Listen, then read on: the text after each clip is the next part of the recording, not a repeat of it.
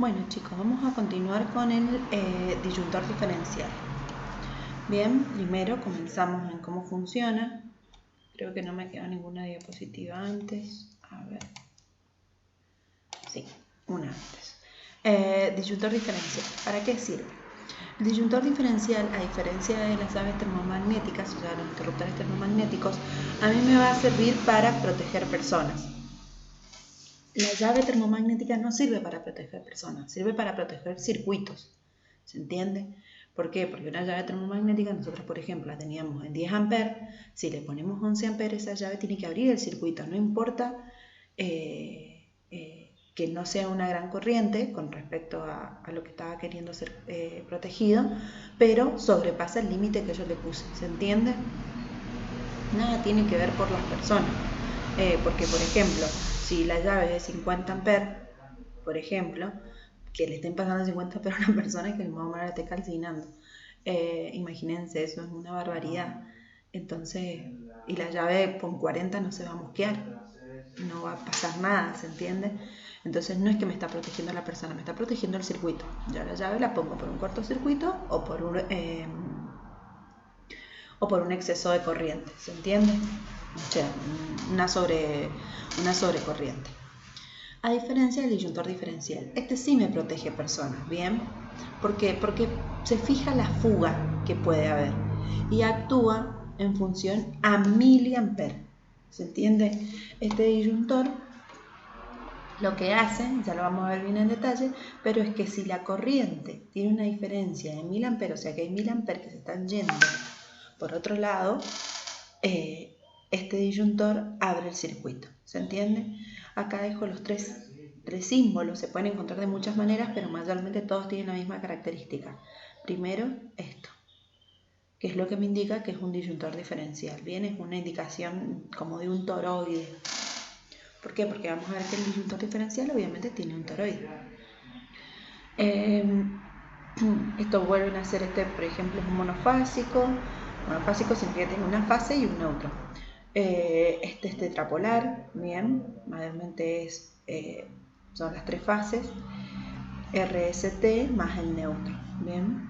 Y después tenemos este que no significa que sea de uno solo, porque el disyuntor diferencial compara dos cables, el de entrada del circuito y el de salida del circuito, bien. Esto lo que me está indicando, como también lo indicaba la térmica, es que son 4 conductores por los cuales pueden pasar 63 amperes y que el disyuntor se va a accionar cuando hay una diferencia de corriente de 30 miliamperes. Bien, bueno. Este es el circuito que más o menos nos explica cómo funciona esto. Es bastante sencillo. El disyuntor, primero que nada, bueno, tiene dos, en este caso sería un monofásico. Tiene para la fase y para el neutro, dos, acá tendría los tornillitos, entonces vos vendrías de la línea de afuera o de alimentación hacia aquí, pasa por el disyuntor y va hacia la carga, bien, hacia el circuito de tu casa, por ejemplo. Entonces, nosotros, ¿qué tenemos acá?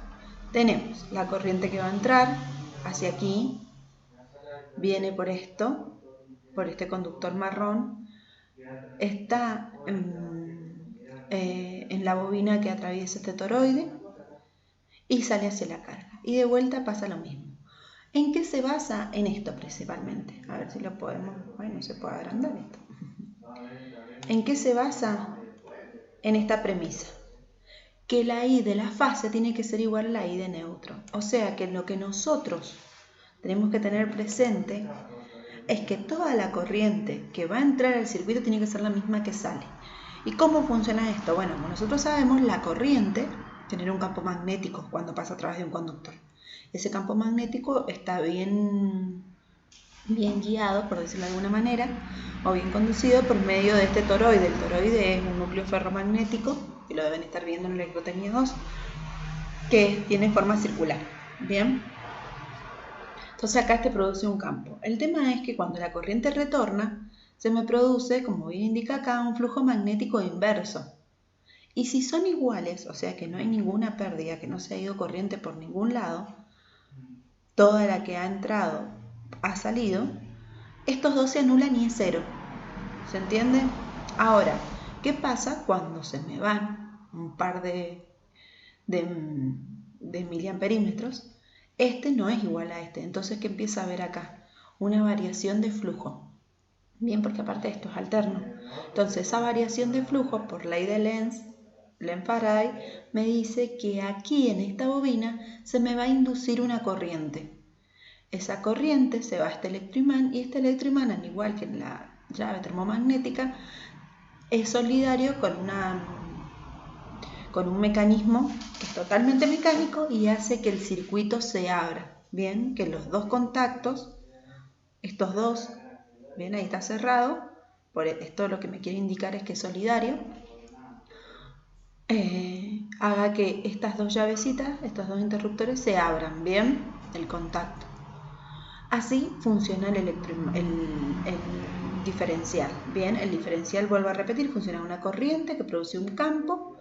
Si el campo de la corriente de salida es igual al de la corriente de entrada, el flujo, esto ven que dice que es igual, si esto es distinto, voy a tener una variación de flujo. Bien, esa variación de flujo, esa variación de campo magnético, lo que va a hacer es que acá se me induzca, por ley de Lenz-Faraday, que acá se me induzca una corriente. Y esa corriente alimente a este electroimán que la hace. Y lo que hace es que mecánicamente seguramente empuje un perno y ese perno active todo un mecanismo para que estas llaves se abran. Bien. Entonces, el interruptor diferencial compara a través de los campos magnéticos producidos la corriente que entra y la corriente que sale. Bien, lo que hace es comparar, por eso, entre sus datos y características, a mí lo que me sale es esta corriente, porque es la corriente que estaría produciendo ese campo magnético de diferencia. Bien, el campo magnético de diferencia hace que por acá circule una corriente. Como máximo la corriente esa tiene que ser de 30 mA. Si supera los 30 mA se abre el circuito, si es menor a 30 mA no pasa nada. En este caso vamos a ver que así como venían térmicas de distintos tipos de corrientes, acá vienen, hay creo que 3 clases de disyuntores diferenciales, depende cuál es el uso. ¿Cuándo sucede esto en la vida real, esta variación de corriente? Y por ejemplo, cuando ustedes tienen una fuga, o cuando ustedes tocan un cable. Cuando ustedes tocan un cable pelado, bien, por A, B o C, por alguna circunstancia de la vida sin querer, tocan algo que no estaba bien aislado, la corriente se va a derivar, en vez de hacer el circuito, se va a derivar por ustedes hacia la tierra que está en el piso. Entonces, cuando la corriente retorne, no va a retornar toda. ¿Por qué? Porque hay parte que se está yendo por ustedes, ¿no? Que está volviendo por el neutro, ¿se entiende? Entonces ahí es donde se salta el disyuntor y obviamente tiene que ser una acción rápida porque tiene que proteger a la persona. Por eso, en verdad, el uso del disyuntor viene de la vieja frase que tienen las abuelas cuando vos abrís la heladera, que te dicen, no vayas a abrir la heladera descalzo. ¿Por qué? Porque antes las heladeras eran todas metálicas. La manija, todo, vieron que ahora hay la manija mayormente es plástica, no es metálica. Entonces, ¿qué pasa? Cuando vos abrías la heladera descalzo, con los pies mojados, cuando salías de la pileta, era un peligro porque si había algún cablecito que estaba medio, que no estaba muy aislado, y tocaba el chasis de la heladera, muy probablemente toda la heladera estaría propensa, sería un conductor si vos agarrás y terminás cerrando el circuito desde la manija a la tierra, ¿bien? Entonces usaría todo el chasis de la heladera, entraría por tu mano y saldría por tus pies hacia tierra la corriente, ¿bien? Entonces era un riesgo realmente. Hoy en día obviamente los tenemos que tener porque puedes tocar cualquier otra parte de la heladera, pero no es al nivel de en esa época que todo era muy metálico, entonces el riesgo era inminente. Aparte, otro de los problemas que pueden haber suscitado es, por ejemplo, una instalación vieja, muy vieja, donde, por ejemplo, tuvieras cables de tierra, cables de tela. Miren, a veces venían los cables enrollados en tela. Entonces, cuando levantaban temperatura, se quemaba la tela, pero después seguían dando. El tema es que eso, quizá con una nueva instalación o por, no sé, sí, mayormente cuando metes un nuevo cable en ¿cómo es que se llama? En los canales de los conductores, ¿cómo es que se llama? Empujaste el cable y ahora empezó a tocar eventualmente la cañería. Entonces eso hace que se fugue. Quizás vos no te estás dando corriente, pero está haciendo que por ahí hay una pequeña fuga, entonces también te salga el disyuntor por esa causa. Bien, vamos a las características. Como bien dice acá, también existen tipos de interruptores diferenciales, clase AC, clase A y clase B, que son para clase AC, corrientes alternas, viene para corrientes alternas pulsantes, acá nos dice cuáles son, yo les había hablado algo en el curso. Esta sería una alterna, esta sería una pulsante, ¿ves? Y para corrientes de clase A además tienen corrientes continuas aisladas, ¿ven? Los de B son aptos para corrientes de esta clase, alternas y pulsantes, y continuas aisladas, que significa que cada tanto, que es como mixto, ¿sí? Puede funcionar también para eso. Esas serían las clasificaciones, los interruptores que podemos conseguir. Este sería el interruptor viéndolo estéticamente, o sea, como ustedes lo encontrarían. Este, por ejemplo, es de la marca Sika. Fíjense que ahí te dice que es de 0,3 amper la corriente de diferencia por la cual tiene que accionarse. La I nominal, o sea, con la I que este cable, que este mecanismo puede trabajar, es de 25 amperes. También eso tenemos que ver de qué amperaje puede soportar este disyuntor, así como las térmicas. Todo su mecanismo está diseñado para trabajar a baja una cierta corriente, porque obviamente cuando hay corriente a través de un conductor, también muchas veces, si el conductor no está dimensionado para esa corriente, lo que vamos a tener es sobre temperatura por efecto Joule. Bien, como vemos acá, estos son todos conductores, ya sea cables o barritas de cobre, pero esas barritas de cobre están diseñadas para andar bajo una cierta corriente. Por ejemplo, si vos pones uno de 25 y le vas a conectar abajo un motor, un circuito que te está pidiendo 30 amperes o 35 amperes, este interruptor no te va a servir porque obviamente esto se va a calentar y se va a romper muy probablemente. Fíjense que acá hay una bobina, esa bobina tiene un barniz aislante para una cierta cantidad de temperatura. Si vos te pasaste de esa temperatura, ese barniz se va a quemar y va a hacer que esto deje de funcionar. En conclusión, vas a romper el disyuntor, por eso también hay que tener en cuenta esto. Ahí nos indica, acá nos indica qué tipo de corriente está trabajando, en este caso es alterna. Las corrientes de fuga son 30 mA o menores, vamos a ver que hay otros que son un poquito más sensibles. Velocidad de respuesta son 50 milisegundos, o sea, en esa fracción de tiempo tiene que responder. ¿Qué más me dice acá? Extremadamente seguros, hacer dispositivos electromecánicos. ¿Electromecánicos por qué? Porque obviamente tiene un accionamiento eléctrico, pero la forma de llevar a cabo la apertura del circuito es de forma mecánica. Tienen esta tecla es de testeo. ¿Qué hace esa tecla? Esa tecla lo que te va a hacer es que, ¿ven? Va a hacer que no pase por esta bobina y que automáticamente cierre el circuito y venga hacia acá. Entonces sí o sí va a haber una diferencia, porque me está forzando a que acá este flujo va a ser 0. Entonces 0 menos esto, todo el flujo que va a tener esto va a ser, nunca se van a anular los flujos, ¿entiendes? No va a haber una anulación de flujo, porque este vale 0 y este va a valer lo que la corriente de retorno haya. Entonces de esa manera yo estoy forzando a que esto se accione, es para ver si funciona o no funciona. Bien, eso sería entonces el disyuntor. Cuando estemos en clase, pero que puedan trabajar con él. Después viene la puesta a tierra. La puesta a tierra es una instalación que sirve para llevar hasta el subsuelo aquellas corrientes que están presentes en el edificio y que pueden ser perjudiciales. La instalación contra el rayo añade a la puesta a tierra un pararrayo que atrae los rayos y caen en las inmediaciones de los edificios para así llegar también a la tierra y evitar un daño en los edificios. Bien.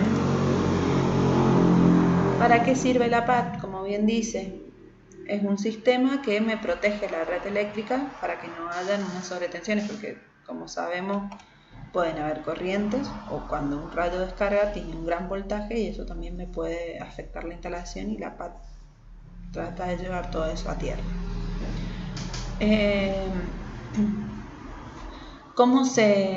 Este es el símbolo.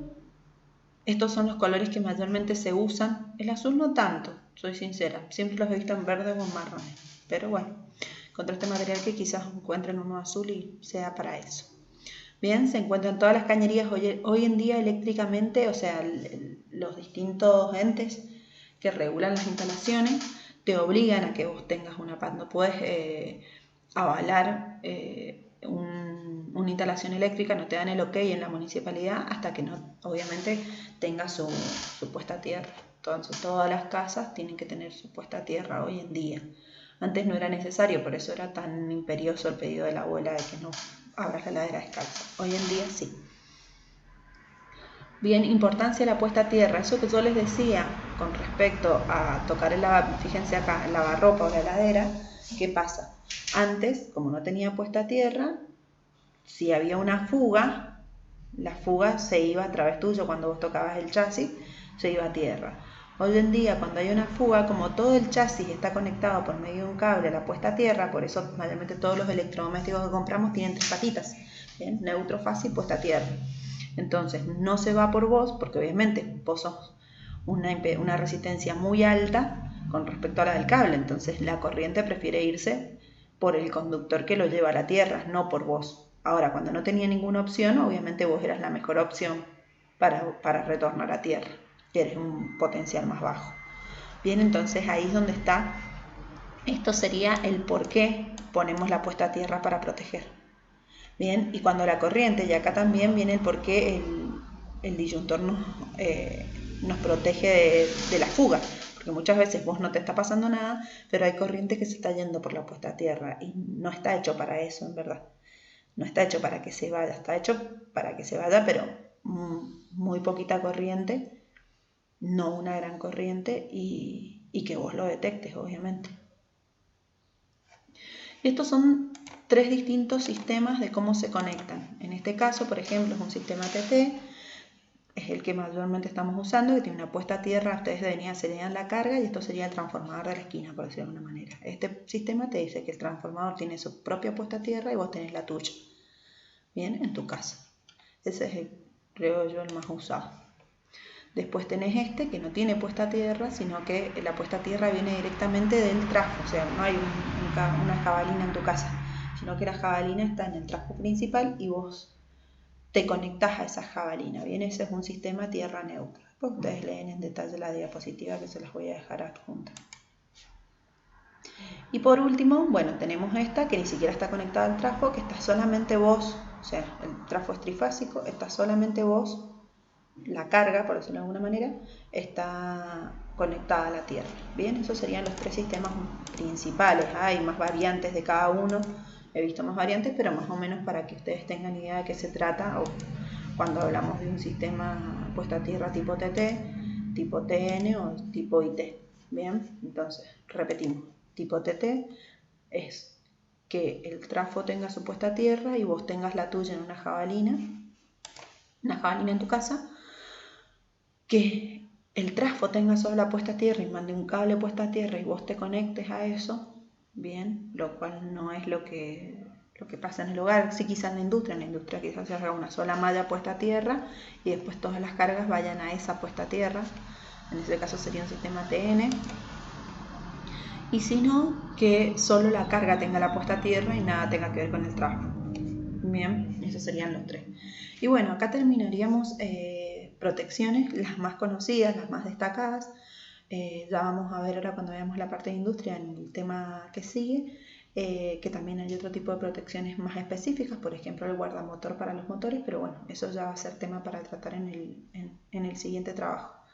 Así que nos estamos viendo y gracias por su tiempo.